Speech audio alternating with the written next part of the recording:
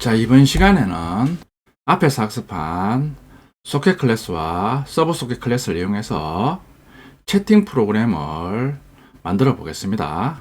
자, 채팅 프로그램. 채팅에 여러분들 많이 사용합니다. 자, 채팅 프로그램의 메시지 송신 과정, 수신 과정을 통해서 채팅 프로그램에서 어떤 장치에서 메시지를 입력받고 어떤 장치로 출력하는지 그 과정을 한번 보겠습니다. 채팅 프로그램에서 메시지 송신 과정은 폰이나 PC에서 채팅 프로그램 사용하면 메시지 입력은 키보드로 입력받습니다. 그러니까 채팅 프로그램의 입력 장치는 키보드입니다. 자, 그리고 키보드로 메시지 입력 후 엔터키 치면 프로그램에서 입력한 메시지를 채팅 프로그램이니까 네트워크를 통해서 원격지로 송신합니다. 그러니까 출력 장치는 네트워크입니다. 자, 그리고 자신이 입력한 메시지도 화면에 보여줘야 되니까 모니터로도 출력할 수 있습니다. 모니터 출력, 콘솔 출력입니다. 반면에 상대방이 작성한 메시지를 수신하는 과정입니다. 메시지 수신, 즉 입력 장치는 네트워크입니다. 네트워크로 입력받아서 표시를 해줘야 되니까 출력 장치는 모니터가 됩니다. 콘솔입니다. 자, 이게 우리들이 일반적으로 사용하는 채팅 프로그램의 메시지 송수신 과정입니다. 그러니까 채팅 프로그램에 대해서 입출력 과정을 분석해보면 어떤 장치에서 입력받고 어떤 장치로 출력하는가, 입출력 장치를 알 수 있습니다. 그러면 자바 IO에서 했듯이 각각의 입출력 장치에 대해서 대응하는 스트림을 지정해서 데이터를 입력받거나 출력할 수 있습니다. 지난 시간에 학습했듯이 네트워크 장치로 출력 시 대응하는 네트워크 출력 스트림은 소켓 클래스의 getOutStream 메소드 호출해서 outStream 객체를 얻어서 네트워크로 출력합니다. 프로그램에서 문자를 네트워크 출력 시 일단은 printWrite의 printLN 메소드를 이용해서 출력하는데 네트워크로 전송되는 모든 데이터는 바이트 데이터로 변환이 되어야 되니까 지난 시간에 학습했듯이 다시 바이트 스트림 데이터로 변환하는 outStream write가 받아서 바이트 스트림을 변환 후 최종적으로 outStream에 전달해서 네트워크로 전송합니다. 반면에 네트워크로 입력받는 데이터는 바이트 데이터로 전달되니까 인풋 스트림 리더로 바이트 데이터를 문자로 변환 후 다시 버퍼드 리더에 전달해서 리드라인 메소드 호출해서 전송된 메시지를 행단위로 읽어서 콘솔로 표시해 줍니다. 자, 첫 번째 채팅 프로그램 예제입니다. 자, 첫 번째 채팅 프로그램은 앞에서 학습한 간단한 서브 클라이언트 구축해서 메시지 주고받는 기능을 좀 더 발전시킨 형태입니다. 자, 이런 식으로 서버 실행 시 클라이언트가 접속 요청을 하면 클라이언트가 먼저 메시지를 보냅니다. 자, 그러면 서버에서 교대로 메시지를 클라이언트에게 송신합니다. 자, 그러면 다시 클라이언트가 메시지를 송신하는 순으로, 그러니까 서버와 클라이언트가 교대로 메시지를 송수신하는 기능입니다. 서버 프로그램입니다. 자, 서버 프로그램의 기본 구조는 우리 앞에서 학습한 간단한 서버 기능과 거의 동일합니다. 자, 먼저 서버 소켓 객체 생성하면서 포트 번호를 지정해 줍니다. 8888번입니다. 서버 소켓에 accept 메소드 호출합니다. 자, accept 메소드 호출하면 앞에서는 제가 자세히 설명 안 드렸는데 서버 소켓 객체 생성 accept 메소드 호출하면 실행하다가 클라이언트에 접속 요청을 대기하기 위해서 서버를 실행하는 스레드가 블락드 상태로 됩니다. 그러니까 대기 상태가 됩니다. accept 메소드 호출하면 서버 소켓 객체를 생성해서 실행하는 서버 프로그램은 클라이언트가 요청하기 전까지는 다음에 있는 코드를 실행하지 않고 블락드 상태로 빠지게 됩니다. 그러니까 지금 accept 메소드 호출했으니까 서버 프로그램은 계속 대기 상태에 있으면서 클라이언트의 요청을 기다리게 됩니다. 그런 후 클라이언트가 접속 요청을 하면 그제서야 소켓 객체 생성해서 다음에 있는 코드를 실행합니다. 자, 실행하니까 getInputStream, getOutStream 메소드 호출해서 입출력 시 사용할 인풋스트림과 아웃풋스트림을 얻습니다. 자, 키보드로 입력해야 되니까 스캐너 객체도 생성합니다. 키보드로 입력한 데이터를 네트워크로 출력해야 되니까 지난 시간에 학습한 것처럼 키보드로 입력한 메시지를 버퍼드 라이트로 전달 후 바이트 데이터로 변환해야 되니까 아웃풋스트림 라이트로 전달합니다. 그걸 최종적으로 아웃풋스트림으로 전달해서 네트워크로 바이트 데이터를 출력합니다. 반대로 수신한 데이터는 인풋 스트림 리더를 거쳐서 바이트 데이터를 문자 데이터로 변환 후 버퍼드 리더로 전달해서 버퍼드 리더에 리드라인 메시드 호출해서 입력한 문자열 단위로 문자열을 얻어와서 콘솔로 출력합니다. 키보드로 입력한 메시지를 출력할 프린트 라이터 객체 생성하면서 버퍼드 라이터 인자로 전달합니다. 오토 플러시를 true로 설정합니다. 그러니까 프린트 ln 메시드 호출하면 지정한 문자를 바로 네트워크로 출력합니다. 교대궤도로 메시지 송수신 시 클라이언트 쪽에서 먼저 메시지를 전달하니까 리드라인 메시드 호출해서 클라이언트 쪽에서 전송한 메시지를 받아서 콘솔로 출력합니다. 자, 그런 후 교대로 클라이언트 쪽으로 메시지를 전송해야 되니까 스캐너 클래스에 리드라인 메시드 호출해서 키보드로 입력한 메시지를 가지고 온 후 프린트 라이트에 프린트 ln 메시드로 입력한 메시지를 전달해서 클라이언트 쪽으로 메시지를 전송합니다. 채팅을 종료하고 싶다 이럴 때는 엑시트 입력하면 브레이크 만나서 while 트루문을 종료합니다. 자, 다음은 클라이언트 프로그램입니다. 클라이언트 프로그램도 기본적으로 지난 시간에 작성한 간단한 서버 클라이언트 연동 기능과 동일합니다. 자, new 소켓 서버의 IP 주소, 자, 그리고 포트 번호를 지정해서 소켓 객체 생성합니다. get input stream, get output stream 메시드 호출해서 input stream, output stream 얻습니다. 자, 키보드로 메시지 입력해야 되니까 스캐너 클래스 객체도 생성합니다. 자, 똑같이 입출력하는 데이터에 대해서 문자 데이터를 바이트 데이터로 변환합니다. 자, 프린트 라이터 객체 생성하면서 버퍼드 라이트를 인자로 전달합니다. 자, 그리고 오토 플러시 기능을 true로 설정합니다. 자, 이번에는 클라이언트 프로그램도 엑시트 입력하기 전까지는 계속 서버와 메시지를 주고받아야 되니까 while true를 이용해서 무한 루프 돌면서 메시지 수신 및 송신 기능을 수행합니다. 최초 서버에 접속 시 서버에서 메시지를 전송하니까 리드라인 메시드 이용해서 서버에서 전송한 메시지를 받아서 콘솔로 출력합니다. 자, 그런 후 클라이언트 쪽에서 서버 쪽으로 메시지를 전송해야 되니까 스캐너 클래스에 next line 메시드 이용해서 키보드로 입력한 메시지를 가지고 와서 프린트 라이트에 프린트 ln 메시드 이용해서 메시지를 서버 쪽으로 전달합니다. 자, 이번에는 클라이언트 쪽에서 메시지를 전송하면 서버 쪽에서 클라이언트 쪽에서 받은 메시지 출력 후 서버 쪽에서 이번에는 메시지 입력해서 클라이언트 쪽으로 전송합니다. 자, 그러면 또 클라이언트 쪽에서는 메시지를 받은 후 메시지 입력해서 다시 서버 쪽으로 교대로 메시지를 교환합니다. 자, 그럼 교대로 메시지 교환하는 채팅 프로그램을 실습해 보겠습니다. 서버와 클라이언트가 메시지를 교대로 주고받고 하는 예제를 알아봤습니다. 실제 채팅 앱은 많이 사용해 봤듯이 메시지 송신과 수신을 동시에 수행합니다. 자, 이런 식으로 클라이언트가 서버한테 요청 시 서버는 다시 요청에 대해서 응답하는 이런 식으로 서비스하는 경우는 브라우저에서 서버에 대해서 웹페이지 요청 시 서버에서는 해당 웹페이지를 브라우저로 보내서 브라우저 표시하고 또 브라우저에서 또 요청하면 서버에서 또 다른 웹페이지를 전송하는 식으로 서비스를 합니다. 그러니까 클라이언트와 서버가 그대로 서비스하는 경우는 브라우저에서 서비스하는 외부 애플리케이션에서 주로 사용하는 방법입니다. 저는 미리 섹션 02.ex02 패키지 생성했습니다.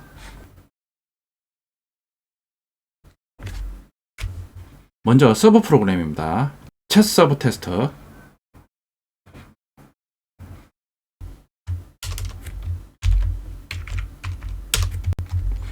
참조 변수 선언합니다.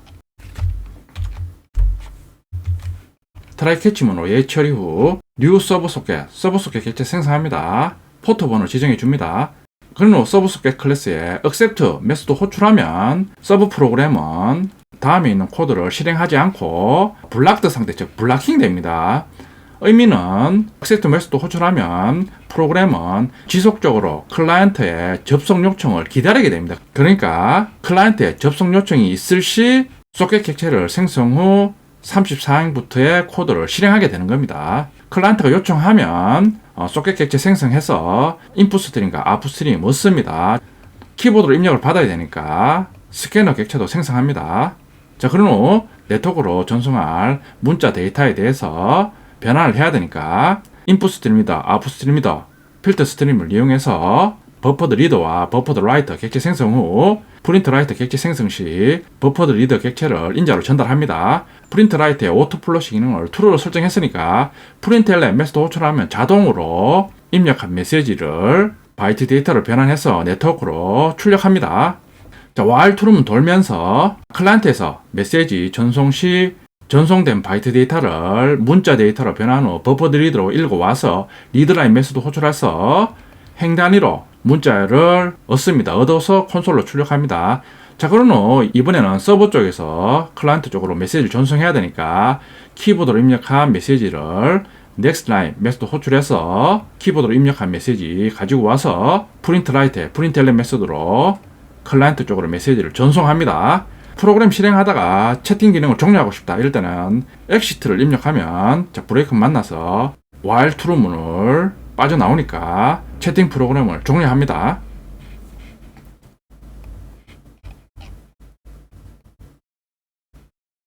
자, 이번에는 클라이언트 프로그램입니다.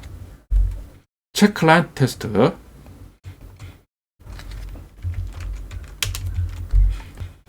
참조 변수를 선언합니다.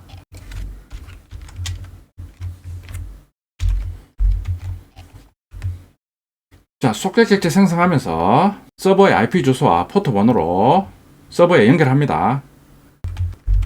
자, 지금 서버가 로컬에서 실행되고 있기 때문에 루프백 IP로 연결해도 됩니다. 자, 인풋 스트림과 아웃풋 스트림 객체 얻습니다. 키보드를 입력 받아야 되니까 스캐너 클래스 객체도 생성합니다. 네트워크로 바이트 데이터로 변환해서 메시지를 입출력해야 되니까 필터 스트림을 이용해서 바이트 데이터로 변환합니다.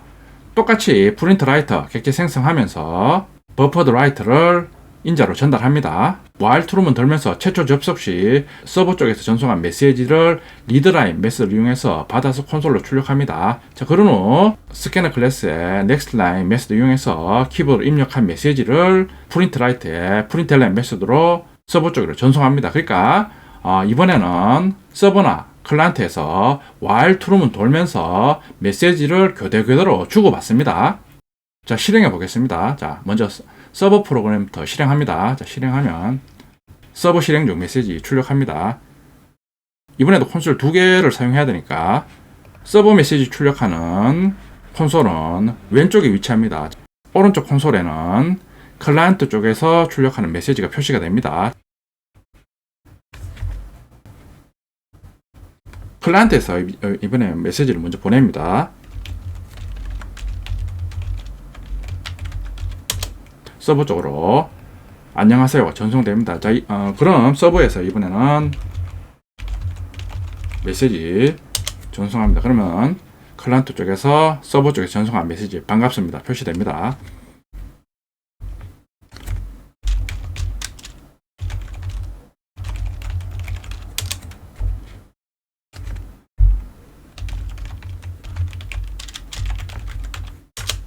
메시지를 주고받습니다. 자, 서버 쪽에서 열심히 하세요 전송했는데 다시 다른 연속해서 메시지를 전송해보면 자, 열심히 하세요 두 번 전송하면 전송이 안됩니다. 그러니까 첫 번째 채팅 예제는 서버에서 전송을 하면 다음은 반드시 클라이언트 쪽에서 교대교대로 전송을 해야 됩니다. 이런 식으로 교대교대로 전송을 해야 됩니다. 참고로 지금 콘솔 고정하는 아이콘이 지금 눌려져 있는데 이 앞에 있는 아이콘이 지금 안 눌려져 있는데 눌려져 있으면 콘솔에서 입력한 메시지가 다른 콘솔에도 표시가 될 수 있습니다. 그러니까 각각 표시가 되기 위해서는 콘솔 고정 아이콘 앞에 있는 이 아이콘을 해제를 해주세요. 메시지를 교대교대로 주고받는 채팅 프로그램에 대해서 실습해 봤습니다. 근데 일반적으로 사용하는 채팅 프로그램은 메시지 입력 중에도 상대방이 전송한 메시지를 동시에 수신 받아서 계속 콘솔 창이나 아니면 화면에 수신 메시지를 표시해 줍니다. 그러니까 메시지 송신과 메시지 수신을 따로 실행하는 스레드에서 기능을 구현하는 겁니다. 다음 시간에는 스레드를 이용해서 메시지 송수신 기능을 동시에 실행하는 채팅 프로그램을 실습해 보겠습니다. 서버 실행 시 소켓 서버 객체 생성해서 accept 메소드 호출하면 그 다음에 있는 코드를 실행하는 게 아니라 대기 상태, 즉 서버를 실행하는 스레드가 블락스 상태로 이동합니다. 블락킹 상태가 된다라고 합니다. 그러면 33행부터는 실행을 안 합니다. 언제 실행하느냐? 클라이언트가 서버에 요청 시 33행부터 실행합니다. 그러니까 33행에 accept 메소드 호출 메시지는 클라이언트에서 요청 시 출력이 됩니다. 자, 한번 해보겠습니다. 자, 실행하면 자, 서버 실행 중 메시지 출력합니다. 보면 서버 실행 중 메시지는 출력이 되는데 33행에 있는 accept 메소드 호출 메시지는 출력이 안 됩니다. 언제 출력이 되느냐? 클라이언트가 요청을 하면 소켓 객체 생성 후 실행이 됩니다. 실행하면 자, accept 메소드 호출 메시지가 출력이 됩니다. 자, 그러니까 서버 프로그램 실행 시 서버 소켓에 있는 accept 메소드 호출하면 서버 프로그램을 실행시키는 스레드는 블락드 상태가 됩니다. 언제 그러면 실행 상태가 되느냐? 클라이언트 요청을 접수하면 실행 상태가 되어서 서버의 기능을 수행합니다. 서버가 지금 실행 중입니다. 실행 중인 상태에서 다시 서버를 실행하면 예외가 발생합니다. 바인딩 입셉션 예외가 발생합니다. 내용이 address already in use 해서 예외 메시지를 출력합니다. 그러니까 웹 개발이나 서버 프로그래밍 시 많이 접하는 예외입니다. 기존에 서버 프로그램이 실행된 상태에서 다시 동일한 포트 번호를 갖는 서버 프로그램을 실행하면 발생하는 예외입니다. 자, 이럴 때는 지금 실행하고 있는 콘솔 목록을 표시할 수 있습니다. 클릭하면 자, 콘솔 목록이 표시가 됩니다. 여기 보면 모든 실행하는 서버 프로그램을 종료를 시켜주면 됩니다.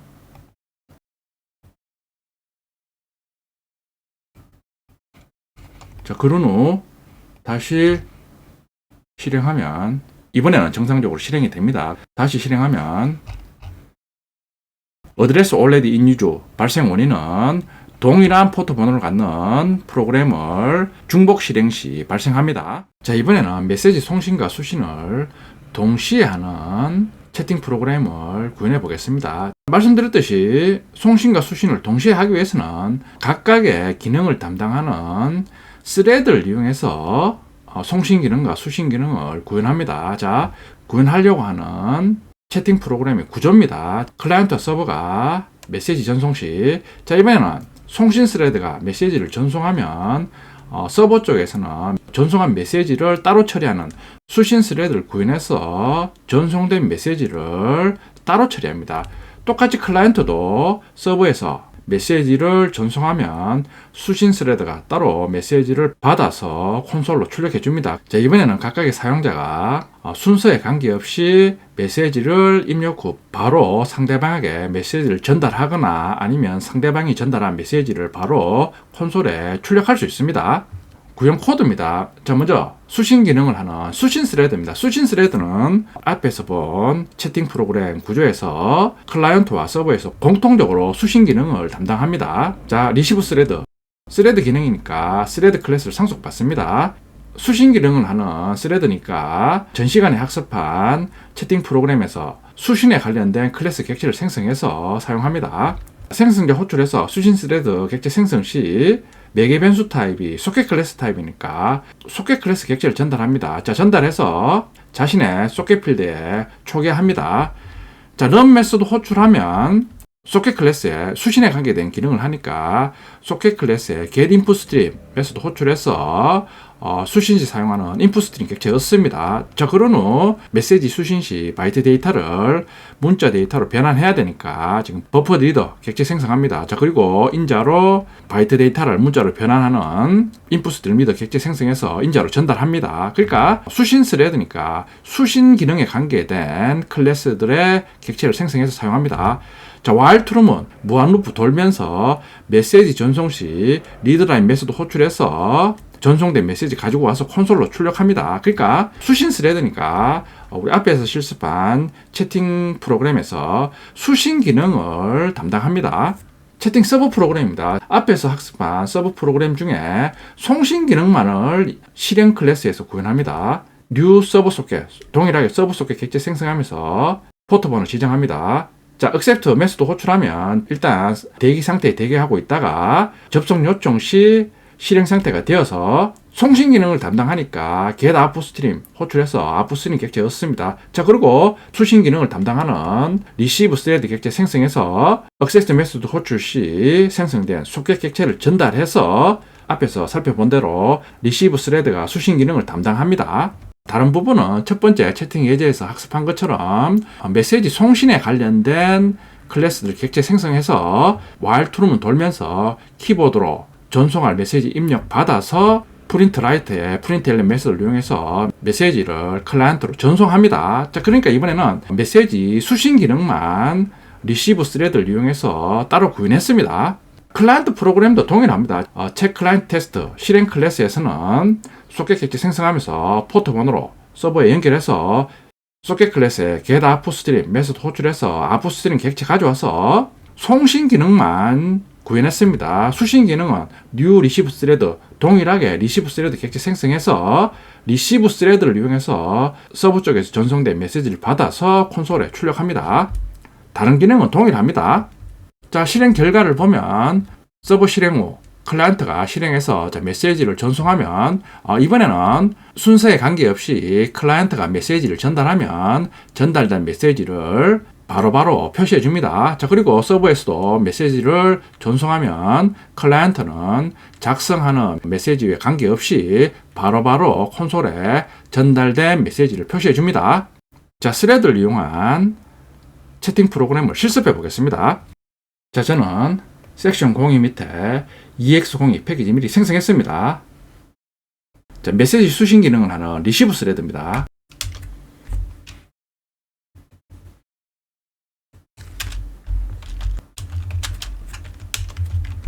자, 스레드 클래스를 상속받습니다. 자, 수신에 관련된 클래스를 지정하는 참조 변수 선언합니다.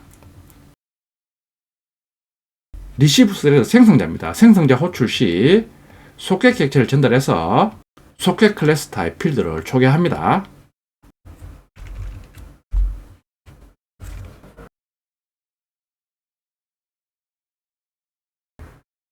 스레드 클래스에 run 메소드를 오버라이딩 합니다. 자, 스레드 실행 시 run 메소드에서 while true 무한루품 돌면서 버퍼드 리드에 리드라인 메소드 호출해서 클라이언트가 전송한 메시지를 받아서 콘솔로 출력합니다. 이번에는 리시브 스레드가 백그라운드에서 실행되면서 수신 기능을 담당합니다.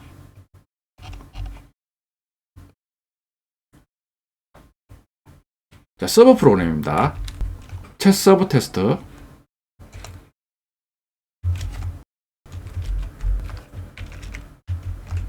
자, 서버 프로그램은 수신 기능은 리시브 스레드가 담당하니까 송신 기능만 이번에는 수행합니다. 자, 서버니까 서버 소켓 객체 생성합니다. 포트 번호를 지정합니다. 자, 그리고 accept 메소드 호출하면 대기 상태에서 클라이언트의 접속 요청을 대기합니다. 클라이언트가 접속 요청을 하면 실행 상태가 되어서 소켓 객체를 리턴합니다. 그리고 서버 프로그램은 송신 기능만 담당하니까 get upstream 객체였습니다. 자, 그리고 수신 기능을 담당한 리시브 스레드 객체 생성해서 소켓 객체 전달해서 리시브 스레드를 이용해서 메시지를 수신합니다. 다른 코드는 앞에서 먼저 실습한 교대로 메시지를 주고받는 서버 프로그램과 코드가 동일합니다. 프린트 라이트에 프린트 엘리 메소드 이용해서 최초 접속한 클라이언트한테 메시지를 전송합니다. while true는 돌면서 키보드로 입력한 메시지에 대해서 프린트 라이트에 프린트 엘리 메소드를 이용해서 클라이언트로 메시지를 전송합니다. 그러니까 챗 서버 테스트 클래스에서는 송신 기능만 구현합니다.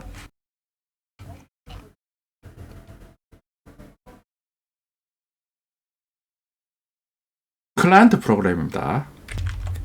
챗 클라이언트 테스트.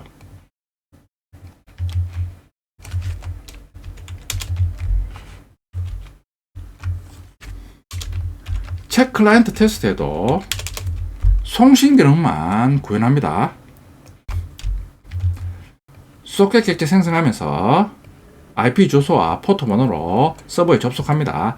get upstream 메소드 호출해서 송신 기능만 담당하니까 upstream만 넣습니다. 자, 수신 기능은 똑같이 리시브 스레드 객체 생성해서 수신 기능만 담당합니다. 다른 기능은 앞에서 구현한 메시지를 교대로 전송하는 채팅 프로그램의 송신 기능과 동일합니다.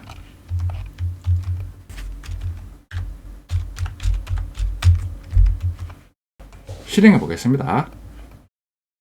자, 먼저 서버부터 실행하면, 자, 서버 실행 중 메시지 출력합니다. 클라이언트 실행하면 자, 접속을 가능합니다. 메시지 출력합니다. 자, 이번에는 자, 클라이언트가 안녕하세요 메시지 보냈습니다. 자, 그리고 이어서 클라이언트가 자, 이런 식으로 메시지를 연속으로 보내도 서버에서는 클라이언트가 보낸 메시지를 연속으로 출력합니다.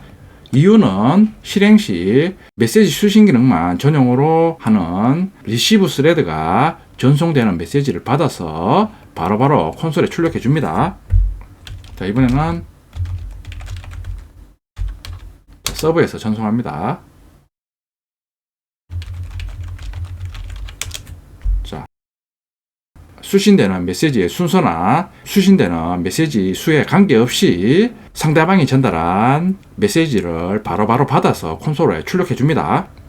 자, 스레드를 이용한 채팅 프로그램을 구현해 봤습니다. 자, 지금 기능은 클라이언트와 서버가 서로 메시지를 동시에 주고받는 기능입니다. 근데 채팅 프로그램 사용하다 보면 1대1로 채팅하는 경우도 있고, 그리고 단톡방 만들어서 여러 사람이 동시에 다중 채팅하는 기능도 있습니다. 근데 지금 같은 경우는 한 명의 클라이언트만 서버와 클라이언트에 대해서 채팅 기능을 구현했습니다. 그러니까 우리가 일반적으로 사용하는 채팅 프로그램은 클라이언트와 클라이언트가 1대1이든 1대 다든 클라이언트끼리 채팅을 하는 경우가 일반적입니다. 다음 시간에는 여러 클라이언트 사이에서 채팅을 하는 다중 채팅 기능을 구현해 보겠습니다. 자, 이번 시간에는 다중 채팅 프로그램을 구현해 보겠습니다. 자, 전 시간에 구현한 채팅 프로그램은 서버 실행 시 클라이언트가 접속해서 서버와 클라이언트 간에 1대1 채팅 기능을 구현했습니다. 자, 그런데 실제 여러분들이 폰이나 PC에서 채팅 프로그램을 사용하면 서버와 통신하는 게 아니라 서버에 접속한 다른 클라이언트와 채팅하는 게 일반적입니다. 이번에는 서버에 접속한 여러 클라이언트들과 채팅하는 기능을 구현해 보겠습니다. 다중 채팅 프로그램입니다. 자, 구현하는 방법은 클라이언트가 메시지를 서버에 보내면 서버는 메시지를 다시 접속 중인 모든 클라이언트에게 보내는 기능입니다. 그러니까 자, 이런 식으로 첫 번째 클라이언트가 메시지를 서버에 전송하면 서버는 메시지를 받아서 다시 접속한 모든 클라이언트에게 뿌려주는 기능으로 다중 채팅 기능을 구현합니다.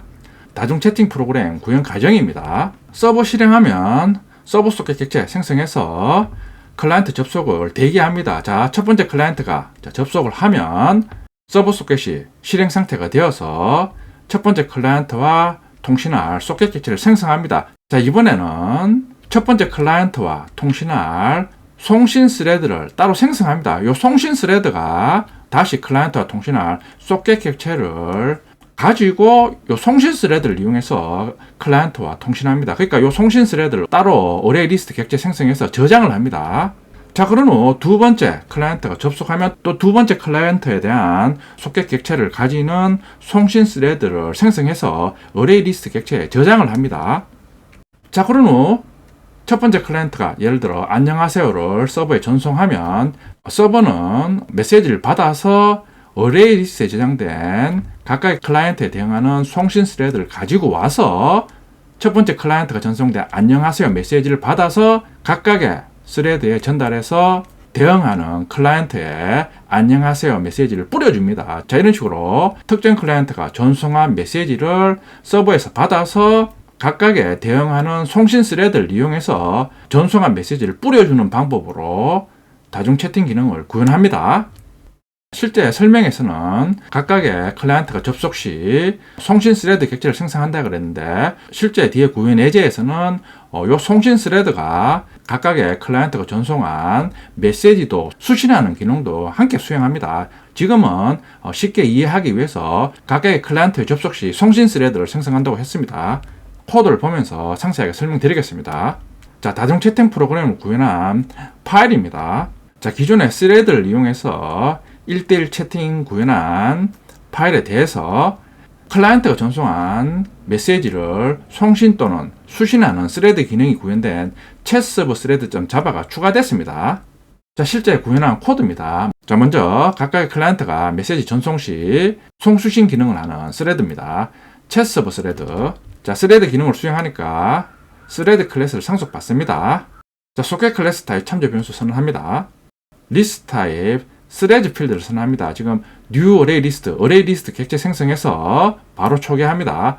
지금 지네릭 타입이 챗 서버 스레드입니다. 그러니까 다중 채팅 구현 과정에서 설명드린 것처럼 요 array 리스트에 각각의 클라이언트가 요청 시 챗 서버 스레드 객체 생성 후 array 리스트에 저장합니다. 클라이언트가 접속 요청 시 소켓 객체 생성해서 클라이언트에 대해서 메시지 송수신 기능을 하는 챗 서버 스레드 객체 생성합니다. 그리고 생성자 매개 변수로 소켓 객체와 클라이언트의 닉네임을 전달해서 소켓 필드와 닉네임 필드를 초기화합니다. 그런 후 클라이언트 요청 시 생성한 챗 서버 스레드 객체를 바로 array 리스트에 add 메서드를 이용해서 자기 자신을 바로 저장합니다. 그러니까 클라이언트가 접속 요청할 때마다 챗 서버 스레드 객체 생성해서 스레드 필드가 지금 스태틱으로 선언됐으니까 요청 시 바로바로 array 리스트에 챗 서버 스레드 객체를 저장합니다. 자, 클라이언트가 접속 요청 시 챗 서버 스레드 객체 생성해서 접속 요청한 클라이언트에 대해서 getInputString, getOutputString 호출해서 입출력 작업을 수행합니다. 자, while true는 돌면서 접속 요청한 클라이언트가 메시지를 전송하면 버퍼드 리드에 리드라인 메소드 호출해서 전송된 메시지 가져옵니다. 클라이언트에 대해서 메시지를 수신했으면 그 메시지를 리드라인 메소드 호출해서 일단 가지고 옵니다. 자, 가지고 온 메시지를 접속한 다른 클라이언트한테 뿌려줘야 되니까 그 기능은 send message all 요 메소드가 수행합니다. 자, 수신한 메시지를 메소드에 인자로 전달합니다. send message all 메소드입니다. 매개 변수로 수신한 메시지를 전달하면 폼을 이용해서 스레드 필드에 저장된 다른 스레드에 대응하는 챗 서버 스레드 객체를 가지고 옵니다. 가지고 와서 각각의 챗 서버 스레드에 대해서 send 메시지 호출해서 전송된 메시지를 뿌려줍니다. 지금 send 메시지 메소드 보면 send 메시지 메소드 호출하면 매개 변수로 전달된 메시지를 프린트 라이트를 이용해서 각각의 클라이언트한테 메시지를 뿌려줍니다.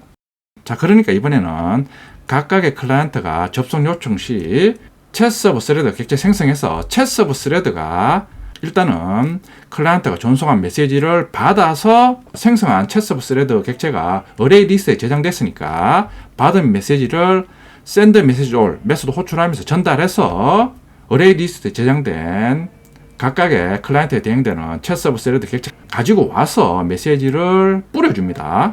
자, 그런데 클라이언트가 전송한 메시지가 널이 전송될 수가 있습니다. 자, 널이 전송되는 경우는 클라이언트가 접속해서 채팅을 하다가 자신은 채팅을 종료하고 싶을 때 엑시트를 입력해서 종료를 합니다. 자, 그때는 클라이언트 쪽에서 소켓 객체가 소멸되니까 기존에 서버하고 연결된 상태에서 클라이언트 쪽에서 소켓 객체를 소멸하면 자동으로 널을 서버에 전송합니다. 그러면 널을 수신했을 때는 결국에는 클라이언트가 접속을 종료하니까 강제적으로 IO exception을 발생해서 자, 캐치문으로 가서 접속한 클라이언트가 종료했으니까 접속을 종료한 클라이언트의 닉네임을 출력 후 이제 클라이언트가 종료했으니까 해당 닉네임을 가진 클라이언트와 연결된 챗 서버 스레드 객체를 array 리스트에서 리무브 해줍니다.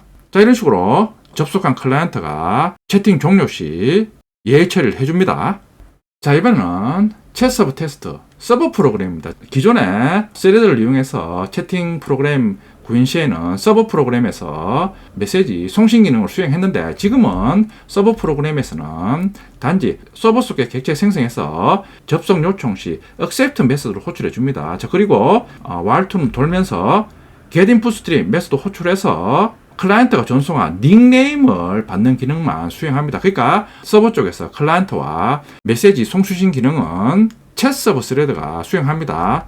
요청 시 바로 챗 서버 스레드 객체 생성해서 소켓 객체와 클라이언트 접속 시 클라이언트가 전송한 닉네임을 챗 서버 스레드 생성자 매개 변수로 전달해 줍니다. 자, 그리고 스타트 메소드 호출합니다. 그러면 앞에서 살펴본 것처럼 클라이언트 접속 시 생성된 소켓 객체와 닉네임을 전달해서 챗 서브 스레드에 닉네임과 소켓 필드를 초기화합니다. 자, 그리고 생성된 챗 서브 스레드를 어레이 리스트에 저장합니다. 자, 그러니까 다중 채팅 프로그램에서는 클라이언트가 보낸 메시지를 수신하는 기능은 챗 서버 스레드가 수행합니다. 그리고 수신한 메시지를 다시 모든 접속한 클라이언트한테 뿌려주는 기능도 챗 서버 스레드가 수행합니다. 클라이언트 프로그램입니다. 클라이언트 프로그램은 우리 앞에서 스레드를 이용한 채팅 프로그램과 기능이 동일합니다.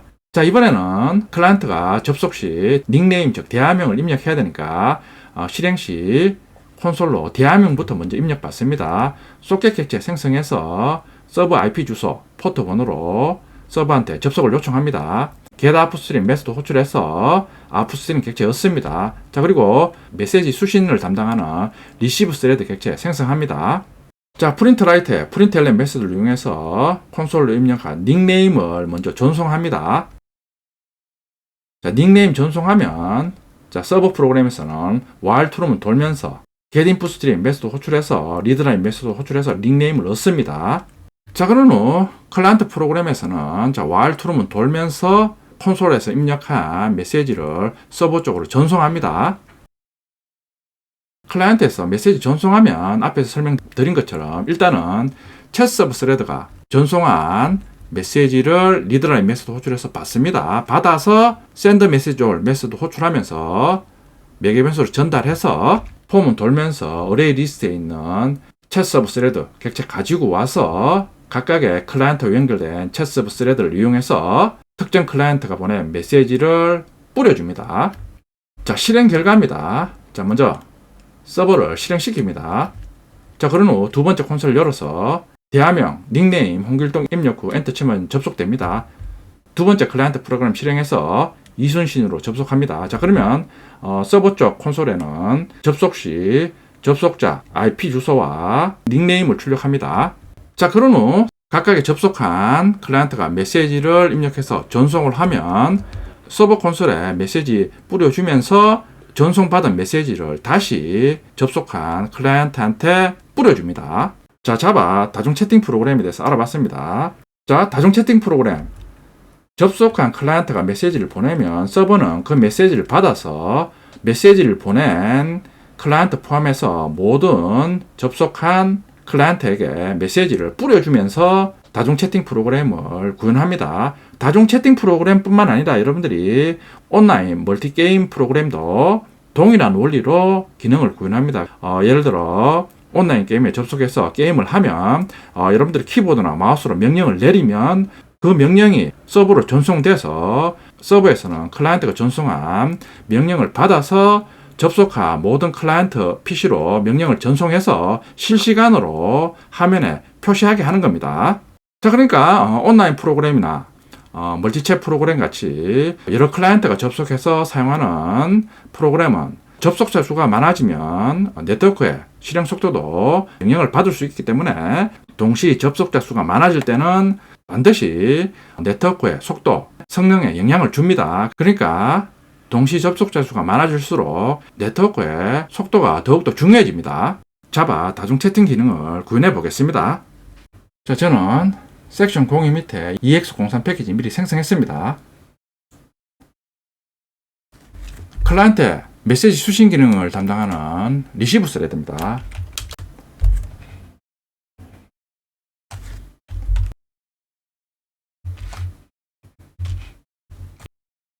자, 리시브 스레드의 기능은 앞에서 실습 시 사용한 리시브 스레드와 기능이 동일합니다. 자, 서버에서 클라이언트가 전송된 메시지를 수신하는 기능과 그리고 접속한 모든 클라이언트한테 메시지를 뿌려주는 기능을 하는 챗 서버 스레드입니다.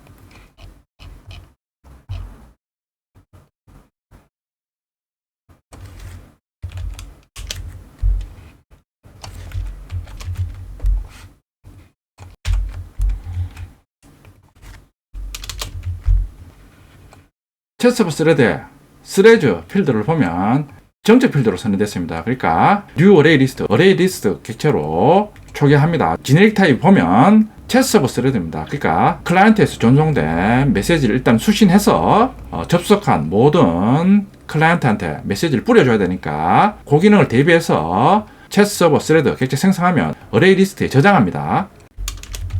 자, 생성자 호출 시 클라이언트와 통신할 소켓 객체와 클라이언트의 닉네임을 전달받습니다. 소켓 필드와 닉네임 필드를 초기합니다. 자, 그리고 챗 서버 스레드 생성자 호출 후 챗 서버 스레드 객체를 바로 어레이 리스트에 저장합니다.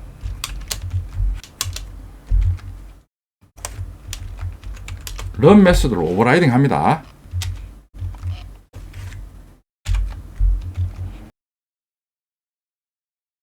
자, 클라이언트 요청 시 챗 서버 스레드 객체 생성해서 클라이언트에 대해서 메시지를 송수신해야 되기 때문에 get input stream, get output stream 호출해서 input stream, output stream 객체 얻습니다.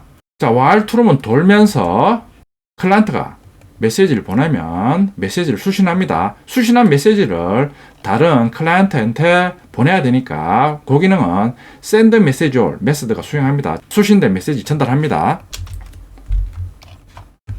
send message all 메소드입니다.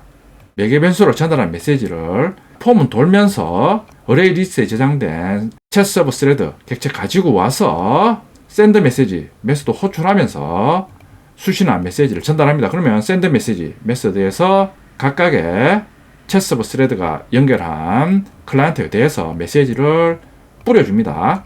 run 메소드에 보면 이 부분에서 메시지가 느리냐, 클라이언트에서 서버로 널이 전송되는 경우에는 클라이언트가 접속 후 exit 입력해서 채팅을 종료하면 클라이언트 쪽에서 서버에 연결된 소켓 객체가 메모리에서 소멸됩니다. 소멸되면 클라이언트 쪽 소켓 객체가 이제 사용이 안 되니까 널을 전송합니다. 메시지에 널을 수신했다는 의미는 이제 해당 클라이언트가 채팅을 종료했으니까 서버 쪽에서도 어레이 리스트에 저장된 해당 클라이언트와 연결된 챗 서버 스레드 객체를 소멸시켜야 됩니다. 자, 그러니까 강제로 IO exception 발생해서 캐치문으로 가서 어레이 리스트에 remove 메소드 호출하면서 해당 챗 서버 스레드 객체를 전달하면 어레이 리스트에서 챗 서버 스레드 객체를 삭제합니다. 서버 프로그램입니다. 챗 서버 테스트.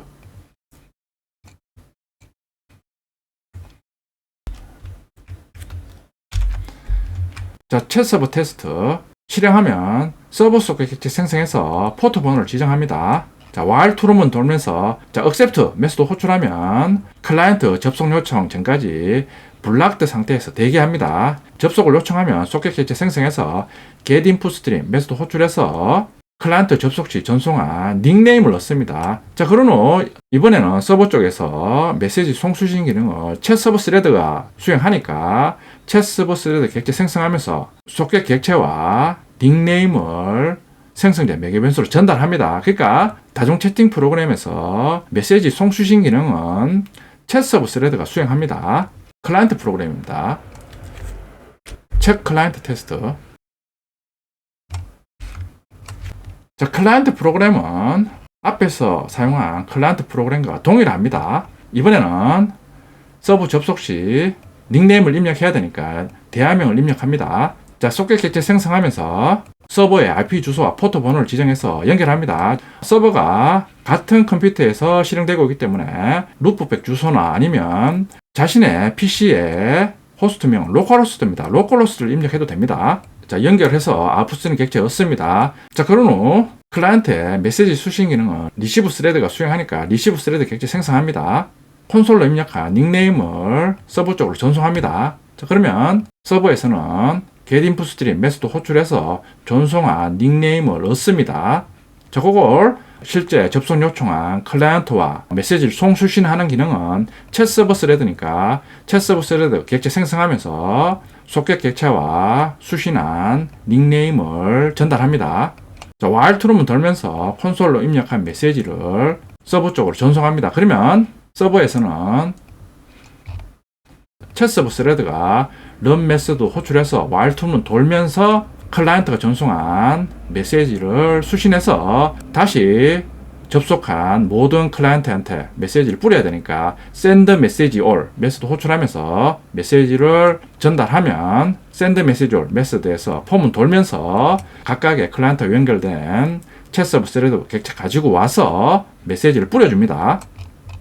자, 그런 후 클라이언트에서 대화를 종료할 때 exit 입력하면 브레이크 만나서 while to문을 종료하니까, 자, exit 입력하면 자, 결국에는 소켓 클래스에 클로즈 메시지도 호출되니까 서버 쪽에는 널이 전송이 됩니다. 널이 전송이 되면 메시지 값이 느리면 강제적으로 IO exception 발생시킵니다. 그러면 캐치문에서 받아서 접속 해제한 클라이언트의 닉네임을 콘솔로 출력 후 이제 닉네임에 대한 클라이언트가 접속을 해제했으니까 닉네임에 대한 클라이언트의 메시지 송수신 기능을 하는 챗 서버 스레드 객체도 어레이 리스트에서 리무브 메시지 호출해서 제거합니다. 자, 실습해 보겠습니다.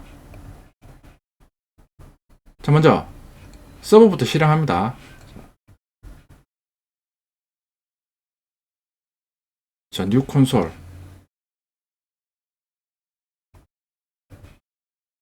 첫 번째 클라이언트 실행하면 대화명 홈.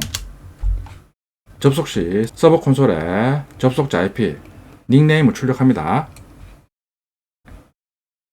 핀 고정부터 클릭합니다. 두 번째 클라이언트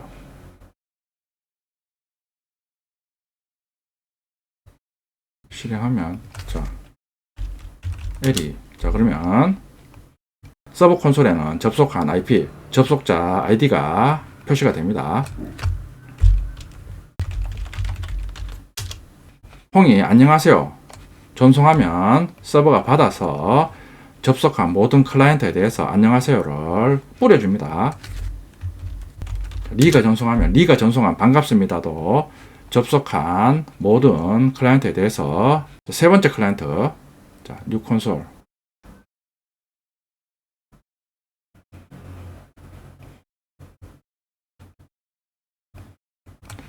콘솔 열기 전에 미리 세 번째 클라이언트 실행했습니다. 자, 그러면 세 번째 접속자의 IP와 닉네임을 출력합니다. 팀이 메시지를 보내면 접속한 모든 클라이언트에 대해서 메시지를 뿌려줍니다. 홍이 채팅을 종료하고 싶다. 이럴 때, 자, 종료하니까 서버 쪽으로 널이 전송돼서 홍이 접속을 종료했습니다. 메시지 출력 후 홍과 통신하는 챗 서버 스레드 객체를 어레이 리스트에서 제거를 합니다. 자, 자바 다중 채팅 기능에 대해서 실습해 봤습니다. 자, 다중 채팅 기능. 접속한 클라이언트가 메시지를 보내면 서버에서 받아서 수신한 메시지를 접속한 모든 클라이언트에서 뿌려주는 방법으로 구현합니다. 다중 채팅 프로그램 뿐만 아니라 온라인 멀티 접속 게임도 동일한 기능으로 게임 기능을 구현합니다. 자, 마지막으로 클라이언트가 접속을 해제했을 때 지금 서버에만 접속을 해제했습니다. 메시지를 출력하는데 다른 클라이언트한테도 지금 접속한 클라이언트가 접속을 종료했다. 이런 식으로 메시지를 한번 보내주는 게 좋습니다. 자, 그러니까 그걸 여러분들이 한번 구현해 보세요.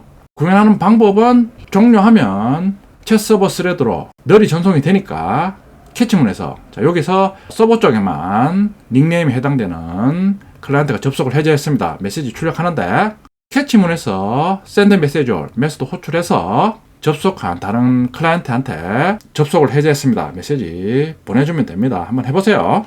3절에서 배운 채팅 프로그램에 대해서 요점 정리를 한번 해보겠습니다. 네트워크 입출력은 자바 스트림을 이용합니다. 실습했듯이 네트워크 입출력도 자바에서 제공하는 스트림, 네트워크 입력 시에는 인풋 스트림, 출력 시에는 아웃풋 스트림을 이용해서 데이터를 송수신합니다. 자, 그리고 각각의 스트림에 대해서 여러 가지 필터 스트림을 이용해서 입출력하는 데이터에 대해서 작업을 해줄 수 있습니다. 채팅 메시지 송수신은 스레드를 이용해서 구현합니다. 그러니까 메시지 송수신을 동시에 하는 방법은 송수신 기능을 각각의 스레드를 이용해서 구현했기 때문에 메시지 송신과 동시에 수신한 메시지를 바로바로 콘솔에 표시해 줄 수 있습니다.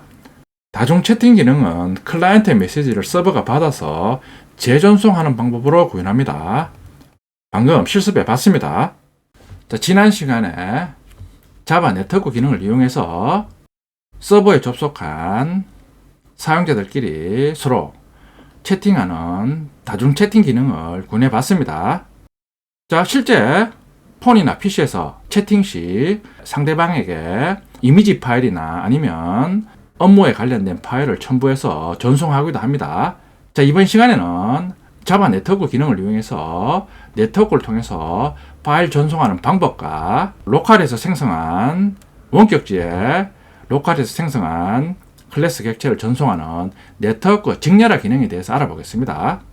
자, 먼저 네트워크로 파일로 전송하는 기능입니다. 자, 클라이언트에서 서버로 파일을 전송하는 과정입니다. 자, 먼저 이때 파일은 이미지 파일입니다. 파일명이 flower.jpg입니다. 자, 클라이언트에서 일단은 flower.jpg에 있는 파일 데이터, 당연히 이미지 파일 데이터는 바이트 데이터입니다. 바이트 데이터를 파일 인풋 스트림에 리드 메서드를 호출해서 읽어드립니다. 파일 인풋 스트림에 리드 메서드는 결국에는 상속 구조에서 인풋 스트림에 리드 메서드를 상속받으니까 인풋 스트림에 리드 메서드를 이용해서 클라이언트 PC에 저장된 flower.jpg 이미지 파일에 바이트 데이터를 읽어드립니다. 자, 그걸 네트워크로 출력합니다. 그러니까 이번에는 바이트 데이터를 네트워크로 출력합니다. 바이트 데이터를 네트워크로 출력 시 사용하는 스트림, 아웃풋 스트림입니다. 아웃풋 스트림에 라이트 메서드를 이용해서 출력을 합니다. 자, 그러면 서버 쪽에서는 이제 네트워크로 전송된 바이트 데이터를 입력받아야 되니까 네트워크 입력 시 사용하는 스트림, 인풋 스트림입니다. 인풋 스트림에 리드 메서드를 이용해서 전송된 바이트 데이터를 입력받습니다. 자, 입력받은 바이트 데이터를 파일로 저장해야 되니까 파일 아웃풋 스트림에 write 메서드 이용해서 동일한 이름인 flower.jpg 파일에 이미지 파일을 저장합니다. 자, 그러면 로컬에 이미지 파일이 서버로 전송돼서 서버에 업로드 되었습니다. 이게 클라이언트에서 서버로 파일을 전송하는 과정입니다. 그러니까 여러분들 카페에서 글 쓰다가 필요시 파일 첨부해서 글을 작성하는 경우가 있습니다. 파일 첨부해서 글쓰기 완료를 클릭하면 결국에는 설명드린 이 과정대로 첨부한 파일에 바이트 데이터가 네트워크로 전송되어서 서버에서 받아서 다시 동일한 이름의 파일명으로 서버가 지정한 저장소에 저장이 되는 겁니다. 자, 첫 번째 파일 전송하는 예제입니다. 리드 메서드로 전송하는 방법입니다. 인풋 스트림에 리드 메서드를 이용해서 파일에서 1바이트씩 바이트 데이터를 읽어와서 네트워크로 전송하는 예제입니다. 클래스의 get resource 메소드로 같은 폴더의 이미지 파일의 경로를 지정해서 사용하면 편리합니다. 그러니까 파일 첨부 시 같은 경로 또는 같은 패키지에 있는 자원, 지금 예제에서는 이미지 파일입니다. 이미지 파일을 가지고 올 때 클래스의 get resource 메소드를 사용하면 편리합니다. 코드를 보겠습니다. 자, 먼저 파일 전송 클라이언트 프로그램입니다. 자, 메인 메서드에서 실행 시 flower.jpg 경로를 지정해서 파일 클래스 객체를 생성합니다. 자, 이런 식으로 일일이 경로를 지정해 줘도 되는데 방금 설명드린 클래스의 get resource 메소드 이용해서 지금 flower.jpg 파일명을 지정해서 getPath 메소드 호출하면 같은 폴더의 이미지 파일 경로를 바로 얻을 수 있습니다. 이 방법도 많이 쓰입니다. 그러니까 같은 폴더나 패키지에 설정 파일이나 작업할 파일이 있는 경우 클래스의 get resource 메소드 호출해서 작업할 파일의 경로명을 얻어와서 작업할 수 있습니다. 파일 클래스 객체 생성하면서 get resource 메소드 호출하면서 얻은 패스를 파일 경로를 지정해 줍니다. 자, 그럼 파일 객체 생성하면서 파일은 패스가 지정한 경로에 대해서 지금 get resource 메소드 호출하면서 flower.jpg 파일명을 지정해 줬으니까 주석으로 생성한 파일 객체처럼 패스에 대해서 src 섹션 03 ex01 패키지명이 지정되고 get resource 호출하면서 flower.jpg 파일명이 지정됐으니까 동일한 경로명을 지정하게 됩니다. 자, file.length 호출하면 이미지 파일에 파일 사이즈를 출력합니다. 자, 먼저 서버에 동일한 파일명으로 업로드해서 파일을 저장해야 되니까 먼저 파일 이름을 얻습니다. getName 해서 getResource를 지정한 파일명 flower.jpg를 얻습니다. 이미지 파일로부터 파일 데이터를 읽어와야 되니까 파일 인풋 스트림 객체 생성하면서 생성자로 파일을 지정합니다. 이번에는 서버로 업로드 해야 되니까 소켓 객체 생성하면서 서버 IP 주소, 포트명을 지정합니다. 파일에서 읽은 바이트 데이터를 네트워크로 출력해야 되니까 get outstream 메소드 호출해서 outstream 객체였습니다. 먼저 업로드할 파일명을 먼저 전송합니다. 자, 프린트라이터 객체 생성 후 프린tln 호출하면서 파일 네임을 지정하면 업로드할 파일명 flat.jpg를 먼저 전송합니다. 그러면 서버 쪽에서는 파일명을 받아서 동일한 이름의 파일을 생성 후 따라서 전송되는 바이트 데이터를 받아서 같은 이름의 파일에 바이트 데이터를 저장해서 파일을 업로드합니다. 자, while true는 돌면서 FIS 파일 인풋 스트림에 리드 메소드 호출해서 지금 리드 메소드 호출하면서 아무런 인자도 전달하고 있지 않습니다. 파일에서 1바이트씩 바이트 데이터를 읽어드립니다. 자, 읽어서 아웃풋 스트림에 라이트 메소드 호출하면서 읽어드린 바이트 데이터를 1바이트씩 전송합니다. 그러니까 while문 돌면 지금 데이터가 -1, 즉 float.jpg에서 모든 데이터를 1바이트씩 읽어와서 네트워크를 통해서 서버 쪽으로 전송합니다. 다음은 클라이언트에서 전송한 파일 데이터를 받아서 지정한 경로에 동일한 이름으로 파일을 저장하는 서버 프로그램입니다. 서버 프로그램 실행 시 new 서버 소켓 객체 생성하면서 9999로 포트명 지정합니다. 자, while true는 돌면서 자, accept 메시지 호출 후 클라이언트가 접속 요청 시 실행 상태가 되어서 소켓 객체였습니다. get input stream 먼저 지금 프린tln 메소드로 클라이언트에서 파일명을 먼저 전송하니까 get input stream 메소드 호출해서 input stream 객체였습니다. 자, 그리고 파일명은 문자 데이터니까 채팅 시 문자 데이터 전송하면 전송된 문자 데이터가 바이트 데이터로 변환돼서 전송되니까 수신 측에서는 다시 바이트 데이터를 문자로 변환하는 인풋 스트림 리더와 버퍼드 리더 객체 생성 후 리드라인 메소드 호출해서 문자로 이루어진 파일명을 넣습니다. 그러니까 파일명은 문자 데이터니까 바이트 데이터를 문자 데이터로 변환하는 과정을 거쳐야 됩니다.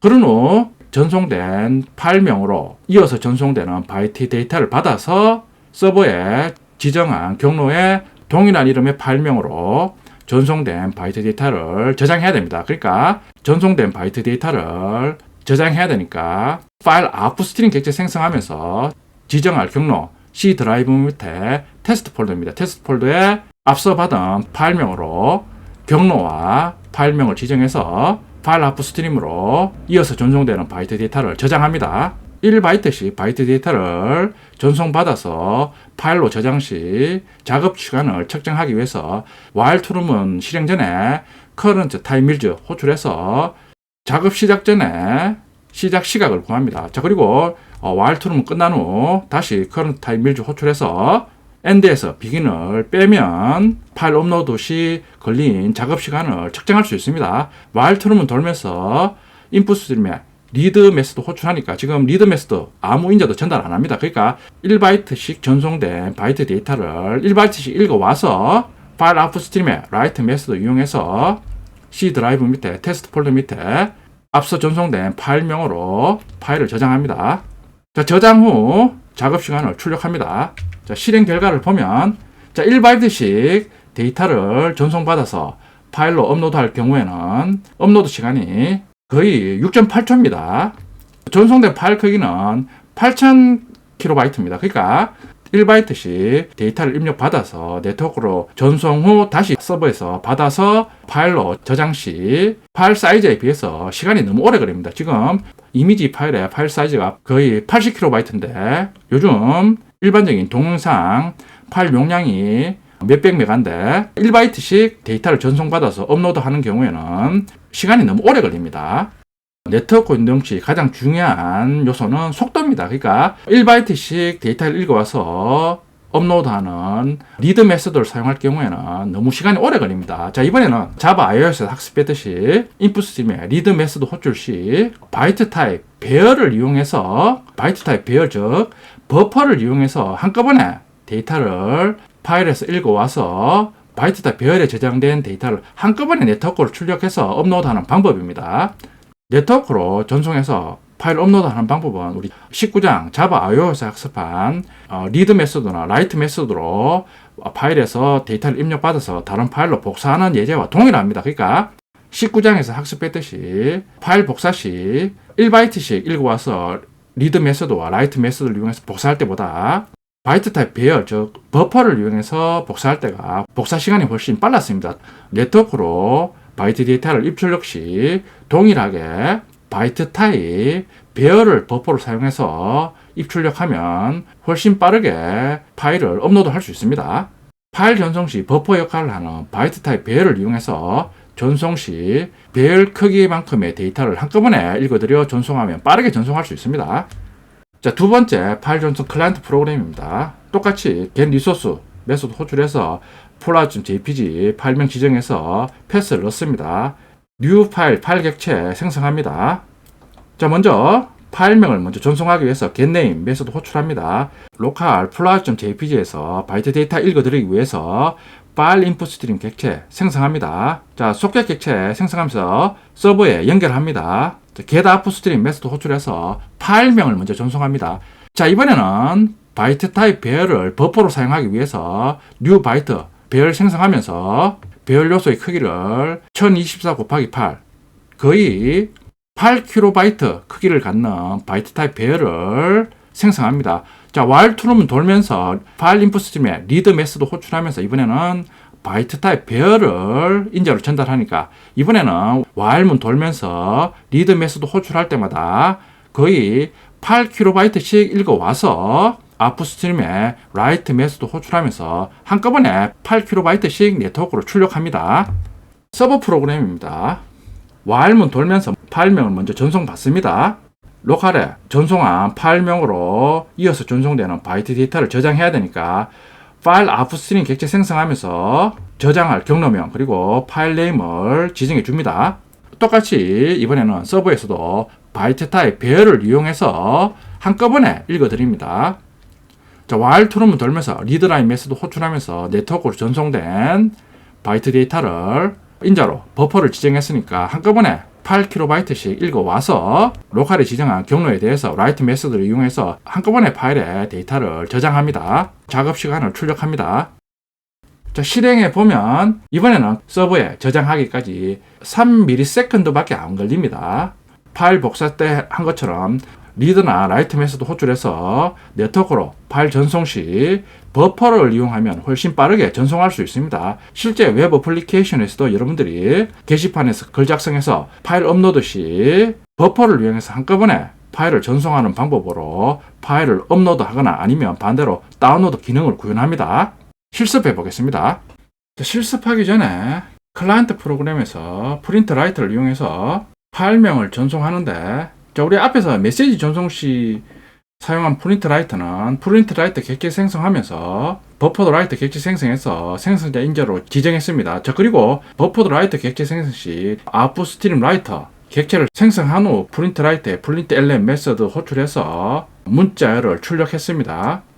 전 시간에 실습한 프린트 라이트로 메시지 출력하는 코드입니다. 자, 이런 식으로 출력할 때는 로컬 PC와 원격제 PC에 문자 인코딩이 다른 경우, 자, 데이터 출력 시 아웃풋 스트림 라이터를 이용해서 인코딩을 설정해 줄 수 있습니다. 그런 인코딩 설정 없이 바로 문자 데이터를 출력하고 싶다, 이럴 때는 방금 실습한 것처럼 아웃풋 스트림 객체 가지고 와서 프린트 라이터 객체 생성 시 생성자 인자로 전달해서 바로 프린트 ln 메소드를 호출해서 문자열을 바로 네트워크로 출력하면 자동으로 문자 데이터를 바이트 데이터로 변환해서 네트워크로 출력해 줍니다.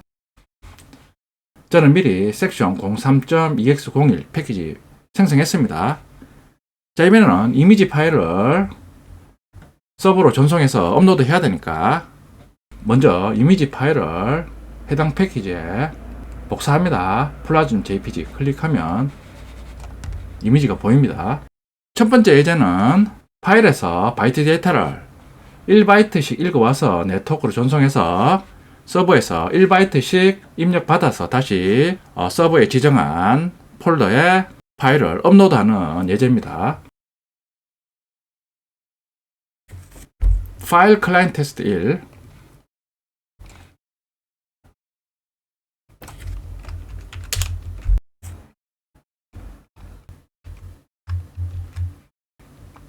자, 먼저 로컬에서는 이미지 파일에서 데이터를 입력받습니다. 입력받아서 읽어드린 바이트 데이터를 네트워크로 출력합니다. 그러니까 클라이언트에서 입출력하는 장치는 파일에서 입력받아서 네트워크로 출력합니다. 그러니까 클라이언트에서 입출력 시 사용하는 스트림은 파일 인풋 스트림과 네트워크 출력 시 사용하는 아웃풋 스트림이 사용됩니다. 자, 그리고 클라이언트에서는 파일명, 즉 문자로 이루어진 데이터도 서버로 전송해야 되니까 프린트 라이트도 사용이 됩니다. 참조 변수 아웃풋 스트림, 프린트 라이트 차입 참조 변수 선언합니다. 클래스 타입 참조 변수 클래즈 선언 후 실행 파일명인 파일 클라이언트 일정 클래스로 초기화합니다.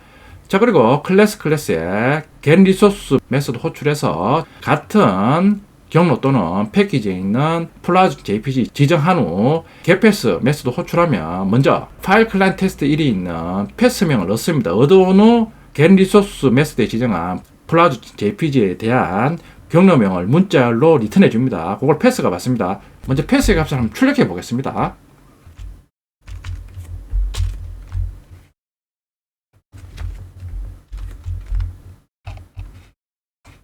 출력해보면 패스의 값이 지금 get resource 지정하면서 플라즘 JPG 지정해줬으니까 맨 마지막에는 플라즘 JPG 지정되면서 get 패스 호출 시 지금 클래즈 참조 변수에 대입한 파일 클라이언트 일정 클래스의 경로명이 지정됩니다. 그러니까 패스를 얻으면 편리하게 같은 경로나 패키지에 있는 파일에 대한 경로명을 쉽게 얻을 수 있습니다.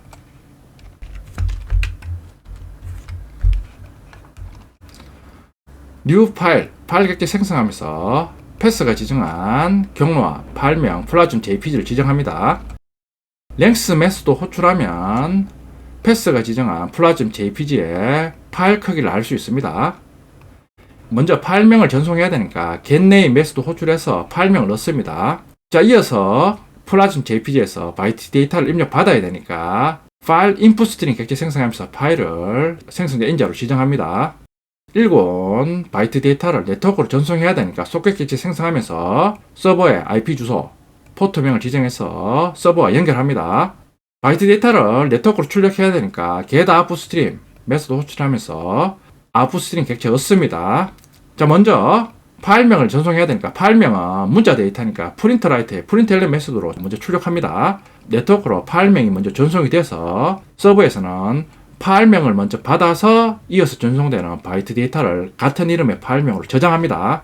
자, while true는 돌면서 먼저 파일 인풋 스트림으로 파일에서 바이트 데이터를 읽어드립니다.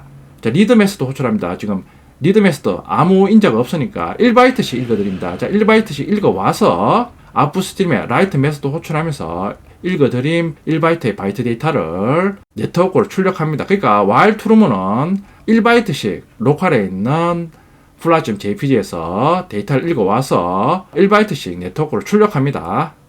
서버 프로그램입니다. 파일 서버 테스트 1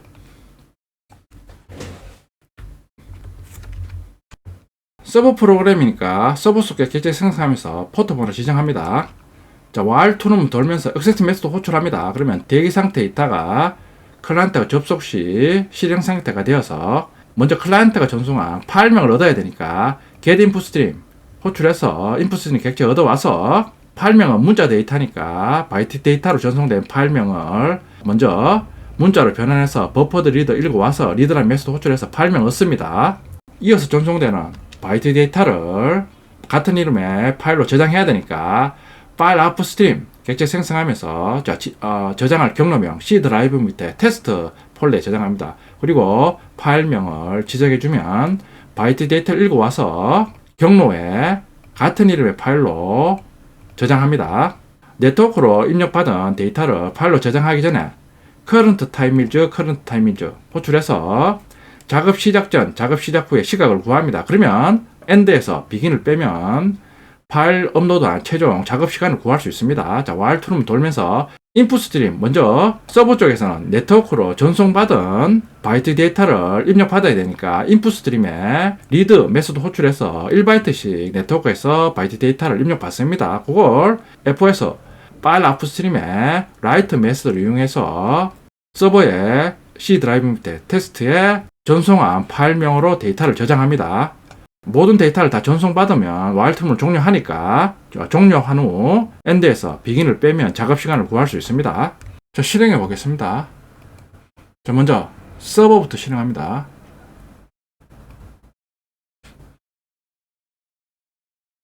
핀 고정 누른 후 새 콘솔.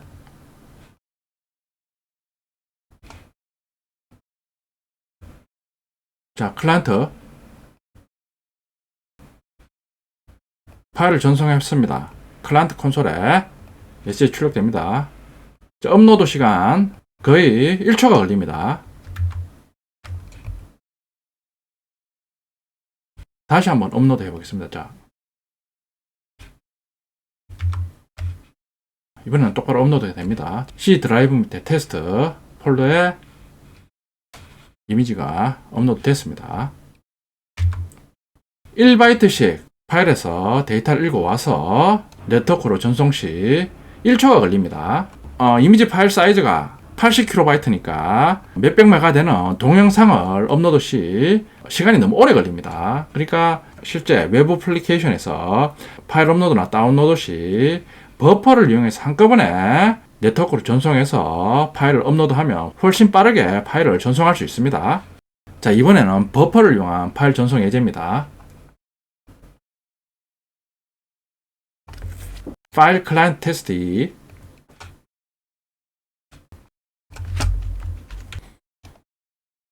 자, 30행까지는 동일합니다.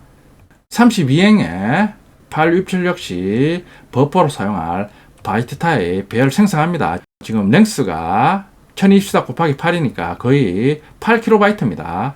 자, while 트루는 돌면서 파일 인풋 스트림에 리드 메시도 호출하면서 바이트 타입 배열을 전달하면 이번에는 한 번에 파일에서 8kb를 읽어와서 아웃풋 스트림에 라이트 메시도 호출해서 버퍼를 지정하니까 네트워크로 8kb씩 출력합니다. 파일 서버 테스트 2.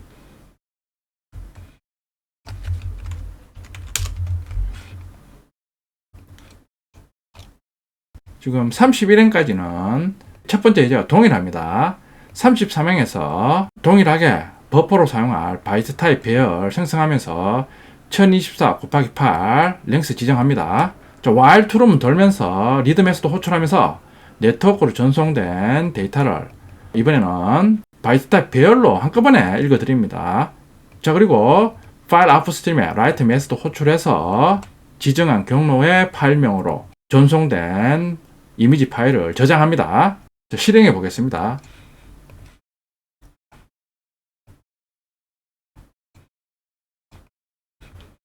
자, 먼저 서버.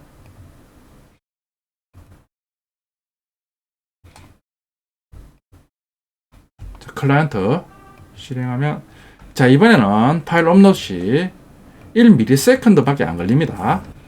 동일하게 C 드라이브 밑에 테스트 폴더에 플라즘 JPG 전송된 파일이 위치합니다. 자, 요걸 삭제 후 다시 해보면 클라이언트 프로그램 실행하면, 자, 2ms 밖에 안 걸립니다. C 드라이브 밑에 테스트에 플라즘 JPG 업로드해서 저장이 됩니다. 자, 19장에서 학습한 파일 인풋 스트림, 파일 아웃풋 스트림과 네트워크 기능을 이용해서 클라이언트에서 서버로 파일 전송 기능을 실습해 봤습니다. 말씀드렸듯이 웹 애플리케이션에서도 여러분들이 카페나 게시판에서 글쓰기 시 파일 첨부해서 업로드 시 동일하게 버퍼를 이용해서 업로드하면 훨씬 빠르게 파일을 전송할 수 있습니다. 실습 시 가끔씩 파일을 업로드하면 플라즘 JPG가 깨지는 경우가 있습니다. 자, 한번 해보면, 자, 먼저 서버 실행시킵니다. 자, 기존에 업로드한 파일을 삭제합니다. 자, 그리고 클라이언트를 실행하면 미리 보기 설정 시 이미지가 안 보입니다. 다시 업로드하면, 자, 이번에는 정상적으로 보입니다. 클라이언트에서 바이트 데이터로 전송 시 서버에서는 전송받은 바이트 데이터를 원래 원본 이미지와 동일하게 파일에 저장해야 됩니다. 저장하지 않으면 방금 본 것처럼 이미지가 깨집니다. 자, 책에서는 네트워크 연동 시 기본적으로 메시지 전송 시 프린트 라이트의 프린트 엘렘 메소드를 이용해서 원격지와 데이터를 주고받았습니다. 그런데 연동 시 프린트 라이트 외에 데이터 인풋 스트림이나 데이터 아웃풋 스트림으로 원격지와 데이터를 주고받을 수도 있습니다. 그런데 웹 어플리케이션에서는 브라우저에서 서버 쪽 연동 시 주로 책에 있는 프린트 라이트를 이용해서 연동합니다. 참고로 알아두세요. 자, 이어서 네트워크로 객체 직렬화하는 기능을 알아보겠습니다. 객체 직렬화 19장에서 이미 객체 직렬화에 대해서 학습했습니다. 자바 프로그램 실행 시 메모리에 생성한 클래스 객체를 외부 장치 19장에서는 파일에 대해서 메모리에 생성한 클래스 객체를 바이트 데이터로 변환해서 저장해 봤습니다. 자, 이번 시간에는 실행 중 생성한 클래스 객체를 네트워크로 원격지에 전송해서 원격지에서 받아서 사용하는 기능입니다. 자바의 네트워크 직렬화 기능은 사용 중인 클래스 객체를 원격지로 전송해서 원격지에서 이용할 수 있게 해줍니다.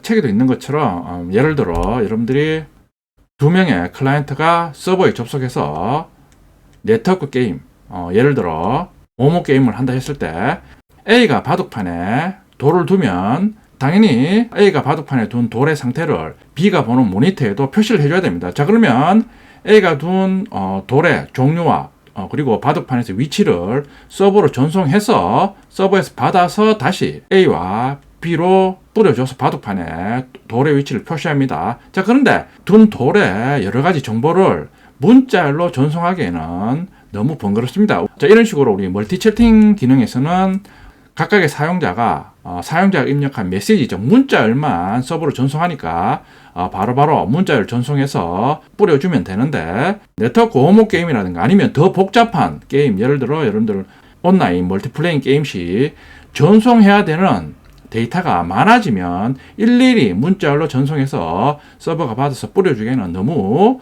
소스 코드도 복잡해지고 또 그걸 또 서버에서 받아서 뿌려주기에는 너무 작업량도 많아집니다. 즉 속도가 느려질 수 있습니다. 자, 그럴 경우 클라이언트가 서버에 전송해야 될 데이터가 많아질 경우 우리 19장에서 학습했듯이 객체 직렬화를 이용해서 객체를 만들어서 바로 객체 필드에 값을 세팅해서 서버로 전송해서 그 객체를 각각의 클라이언트에 뿌려주는 방법으로 기능을 구현하면 훨씬 간단하고 빠르게 기능을 구현할 수 있습니다. 그러니까 네트워크 멀티플레잉 게임 시 클라이언트의 데이터는 대부분 클래스 객체 생성해서 필드에 세팅 후 서버에 전송해서 접속하고 있는 다른 클라이언트한테 뿌려주는 방식으로 빠르게 구현하고 있습니다.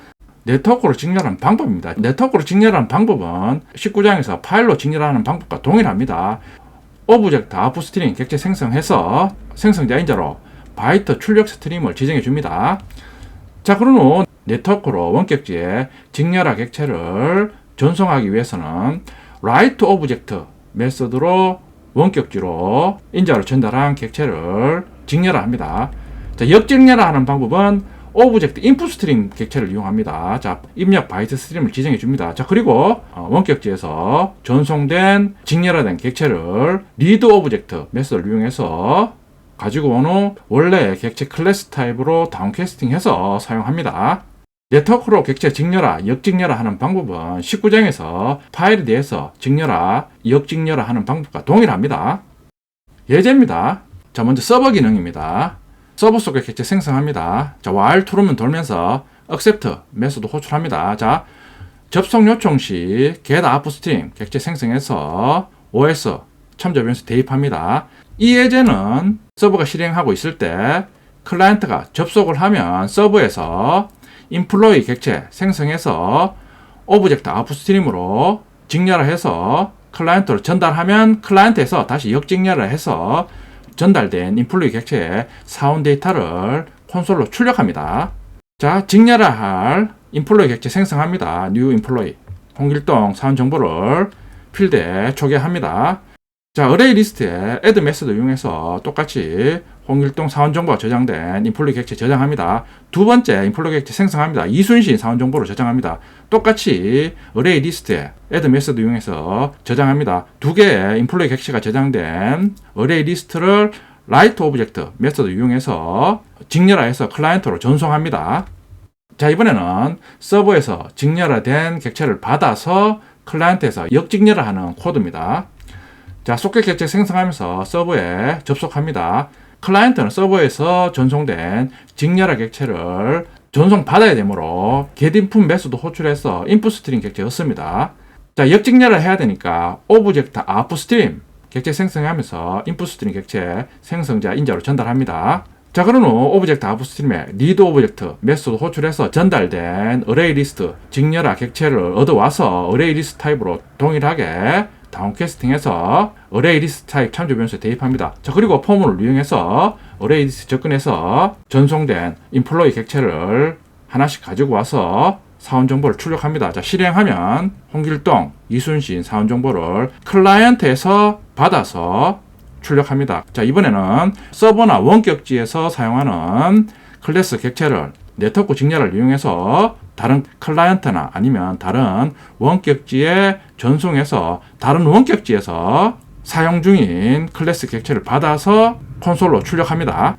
네트워크 직렬화 실행 결과에서 봤듯이 서버에서 여러 개의 데이터를 하나의 클래스 객체에 필드에 세팅해서 클라이언트로 전송해서 클라이언트에서 지금 출력하고 있습니다. 설명드렸듯이 네트워크 직렬화는 온라인 멀티 접속 게임에서 클라이언트의 작업을 한꺼번에 서버에 보내서 서버는 클라이언트에서 전송된 클래스 객체를 다시 접속한 다른 클라이언트한테 뿌려주는 방법으로 실제 많이 사용합니다. 실습해 보겠습니다. 섹션 03 밑에 EX02 패키지 미리 만들었습니다. 인플로이 클래스. 자, 인플로이 클래스는 직렬화 되기 때문에 시리얼라이저블 인터페이스를 구현해줘야 됩니다. 시리얼 버전 UID 선언해서 롱타입 정수값으로 초기화합니다. 사원 정보가 저장될 필드 선언합니다. 트랜지엔트 지정하면 주민 필드는 직렬화해서 제어됩니다. 게터 세터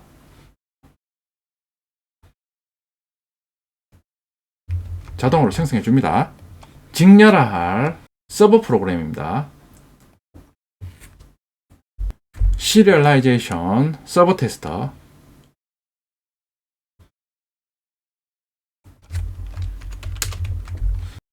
트라이 캐치문으로 IO 처리를 해줘야 되는데 스루즈를 해주겠습니다. 직렬화 객체가 저장될 어레이 리스트 객체 생성합니다. 자, 서버 기능을 수행하니까 서버 소켓 객체 생성하면서 포트 번호를 지정합니다. 자, while true문 돌면서 accept 메소드 호출합니다. 클라이언트 접속 요청 시 깨어나서 인플로이 객체가 저장된 어레이 리스트를 직렬화해서 네트워크로 출력해야 되니까 get upstream 호출해서 upstream 객체 얻습니다. 직렬화에 사용할 오브젝트 upstream 객체 생성하면서 upstream을 생성자 인자로 전달합니다. new employee 두 개의 인플로이 객체 생성해서 홍길동, 이순신 사원 정보로 필드를 초기화합니다. 자, 그리고 어레이 리스트에 각각 저장합니다. 자, 그런 후 오브젝트 upstream에 write 오브젝트 메소드 호출하면서 어레이 리스트를 네트워크로 직렬화해서 접속한 클라이언트한테 전송합니다. 자, 클라이언트 프로그램입니다. 디시리얼라이제이션 테스트 스루즈를 이용해서 예측을 해주겠습니다.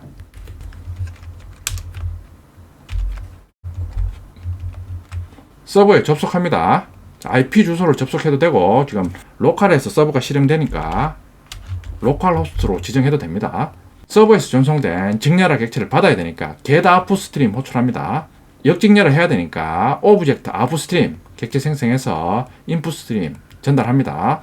리드 오브젝트 메소드 호출해서 서버에서 전송된 직렬화된 어레이 리스트 객체 얻어와서 다운캐스팅 후 어레이 리스트 타입 참조 변수 이 리스트에 대입합니다. 자, 폼은 돌면서 역직렬화된 인플로이 객체를 가지고 와서 사원 정보를 출력합니다. 자, 실행해 보겠습니다. 서버를 실행합니다.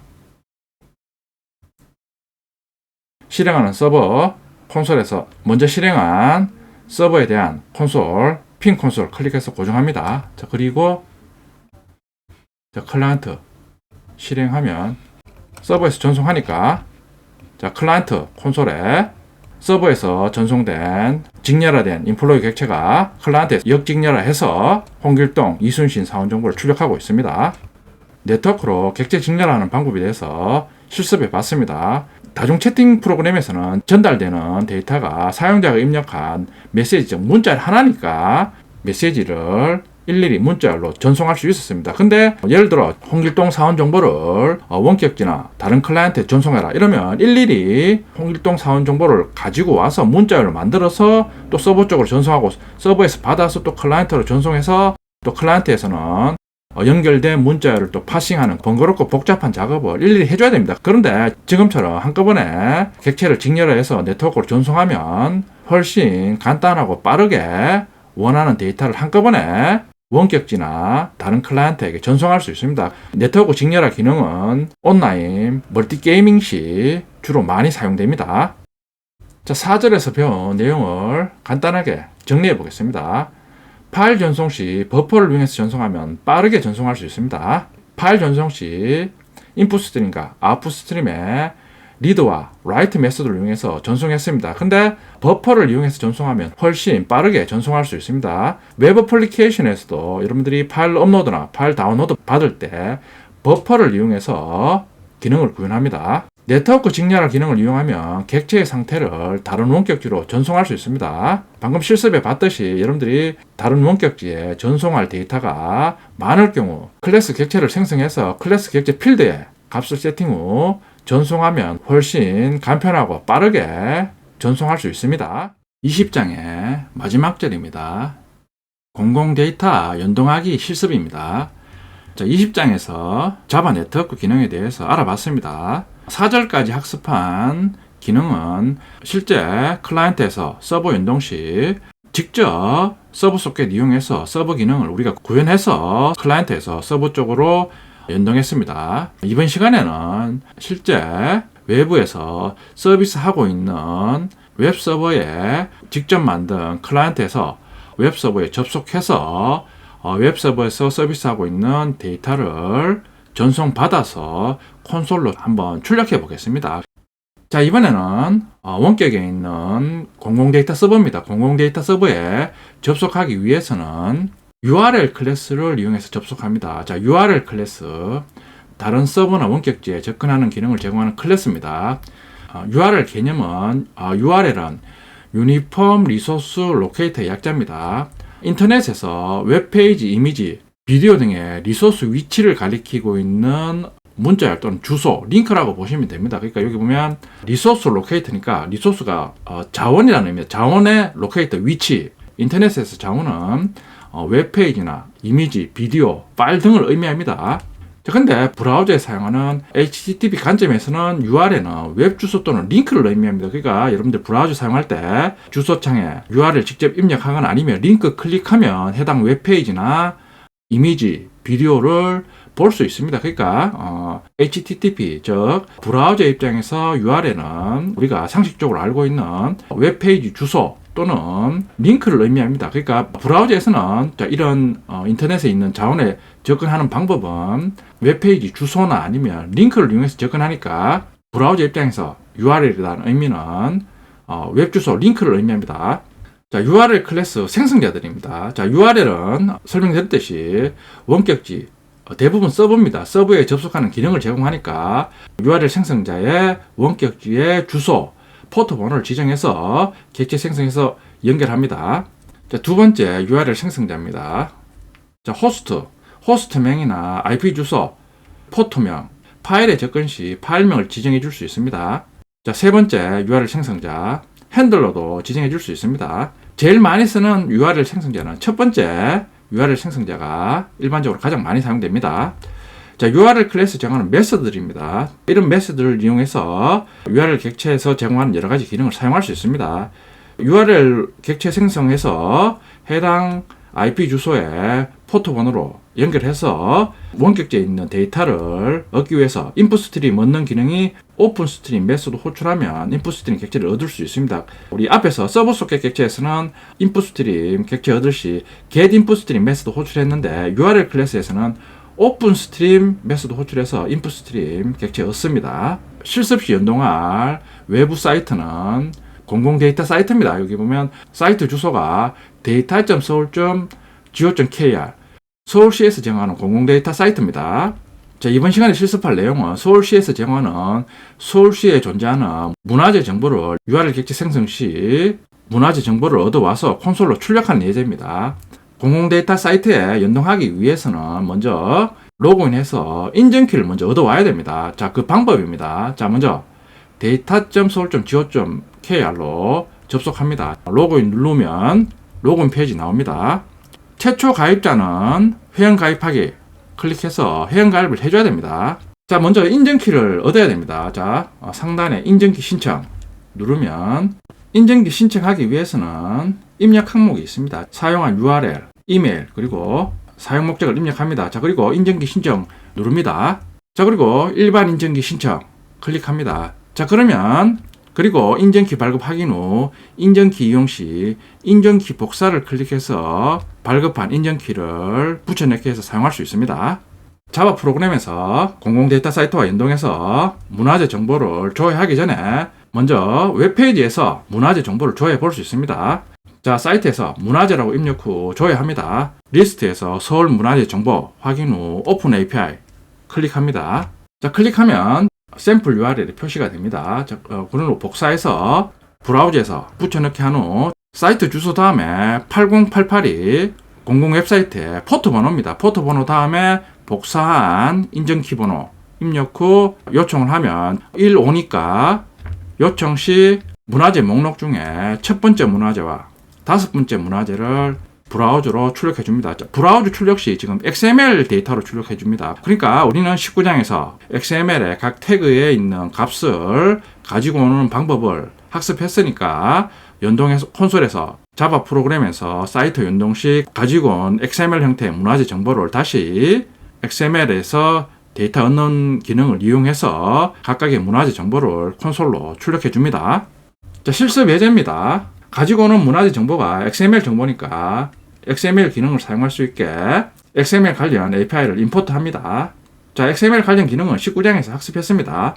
URL 객체 생성하면서 앞에서 공공 데이터 사이트 연동 시 브라우저에 입력한 웹사이트 주소를 URL 생성자에 입력해 줍니다. 지금 보면 8088 포트 번호 다음에 자신의 인증키 써주고 XML 그리고 1/5 조회 시 문화재 항목의 첫 번째부터 다섯 번째 항목의 문화재를 조회하겠다. 그러니까 5개의 문화재를 조회하겠다는 의미입니다. 예를 들어 5 대신에 10을 입력하면 10개의 데이터를 조회할 수 있습니다. 객체 생성 후 오픈 스트림 메소드 호출해서 인풋 스트림 객체 얻습니다. 자, 그러면 우리 앞에서 XML 실습시 사용한 XML 관련 코드를 작성해 줍니다. 자, 폼은 돌면서 자, 연동 시 가지고 온 XML 데이터를 앞에서 실습 시 XML 데이터에 있는 각 태그에 대해서 값을 얻는 방법입니다. get 태그 밸류 메소드 호출해서 XML 데이터에 태그명을 입력해서 get 태그 밸류로 전달하면 각각의 태그에 대한 값을 얻습니다. 자, 실행해 보면 콘솔에 지금 5개 문화재 데이터를 조회하니까 XML로 전송된 문화재 데이터에서 문화재 정보에 해당되는 밸류 값만 출력하고 있습니다. 5개를 출력합니다. URL로 실제 서비스하고 있는 외부 사이트에 연결해서 문화재 정보를 얻어와서 콘솔로 출력하는 예제를 알아봤습니다.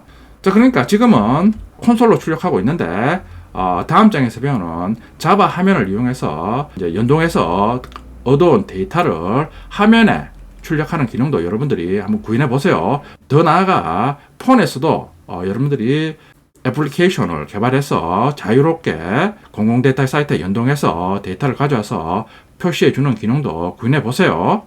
실습해 보겠습니다. 브라우저를 열어서 data.seoul.go.kr로 접속합니다. 먼저 인증키를 얻기 위해서 로그인을 해야 됩니다. 로그인하지 않으신 분은 회원가입 눌러서 회원가입을 해주세요. 자, 로그인 클릭해서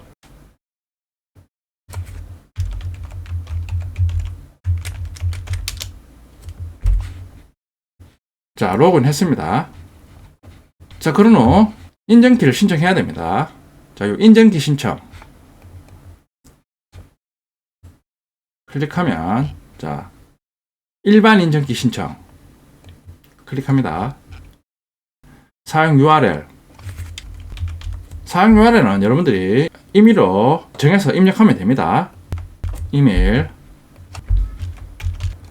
내용 입력합니다. 자, 동의함 체크하고 인증키 신청.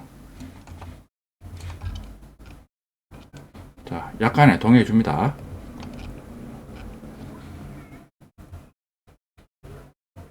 확인 누르면 API키가 발급됐습니다. 메시지 출력되면서 인증키 관리 화면으로 이동합니다. 자, 그러면 여기 인증키 복사 요 클릭해서 실수 없이 사용하면 됩니다. 자바 프로그램에서 공공 사이트 연동해서 문화재 정보 조회하기 전에 브라우저에서 우리가 조회할 문화재 정보를 한번 조회해 볼 수 있습니다. 서울 열린 데이터 광장 홈페이지 가서 검색에 문화재 검색을 하면 공공 데이터 탭 클릭하면 서울 지역에 관련된 문화재 정보 출력이 됩니다. 두 번째 페이지 클릭하면 서울시 문화재 정보 영어 요 항목에 오픈 API 요 클릭하면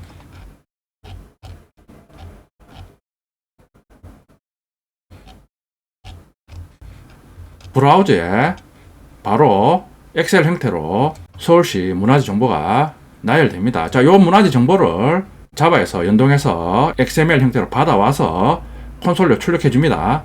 저 오픈 API 요 클릭하면 문화재 정보를 XML로 표현한 형태가 보입니다. 각각의 XML의 태그 값에 대한 설명입니다. 보면 출력 값에 대해서 메인 키는 키 값을 의미하고 mng, no는 문화재 일련 번호, name, eng, 문화재 명칭 각각의 태그 값이 어떤 의미를 가지는가 를 설명해 주고 있습니다. 그게 요 태그 값이 결국에는 mng, no가 문화재 번호입니다. 3270 인왕산의 백운동 밸리 name, eng니까 문화재 명입니다. 자, 이런 식으로 각각의 태그가 어떤 의미인지를 설명해 주고 있습니다. 자, 그럼 실제 브라우저에서 XML 형태로 데이터를 조회해 볼 수 있습니다. 여기 URL을 복사해서 자 브라우저 열어서 복사 후 자 인증키 항목에 대해서 발급받은 인증키 관리로 가서 여기 인증키 자 인증키 복사 여기 눌러서 자 붙여넣기 했습니다. 자, 그런 후 엔터 키 치면 문화재 정보가 지금 XML 형태로 출력이 되고 있습니다. 지금 5개만 출력이 되는데 자, 5를 10으로 바꾸면 10개의 문화재 정보가 출력이 됩니다. 자, 그럼 자바 프로그램에서 공공 데이터 사이트에 연동해서 XML로 이루어진 문화재 정보를 가지고 와서 콘솔로 출력하는 예제를 실습해 보겠습니다. 자, 저는 섹션 04.ex01 패키지 미리 생성했습니다. 퍼블릭 데이터 테스트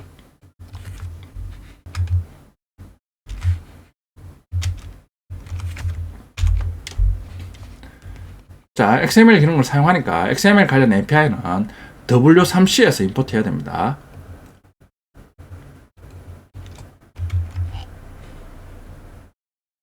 URL 객체 생성하면서 브라우저에서 요청한 URL 정보를 생성자 인자로 전달합니다. 자, 그리고 8088 포토 다음에 인증키를 지정해 주고 있습니다.